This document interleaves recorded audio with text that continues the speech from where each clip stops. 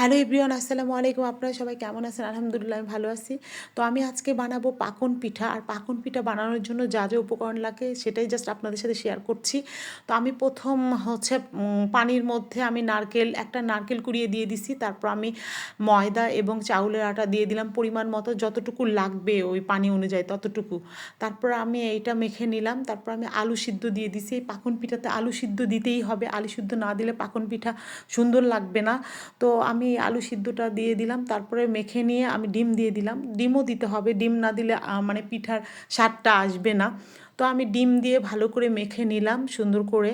তো আমি এখন হচ্ছে এটা মেখে নিয়ে নকশা করব। সো আমি শহরের মেয়ে, আমি হচ্ছে সেরকম নকশা পারি না। আমার ফুপিরা পারে, আমার ফুপিরা যেহেতু গ্রামের, ওরাই আমাকে শিখিয়েছে মানে কিভাবে হচ্ছে বানাতে হয়।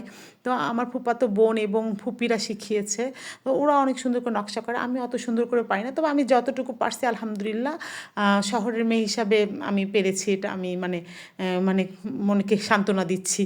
তো আমি সুন্দর করে পিঠা বানালাম এবং আমি ডুবা তেলে ভাজলাম। তবে ভাজার সময় আমি চুলাটা একদম মিডিয়াম আঁচে দিয়েছি, জোরে চুলা দেওয়া যাবে না, তাহলে পুড়ে যাবে পিঠাগুলো, তাহলে ভিতরে হবে না।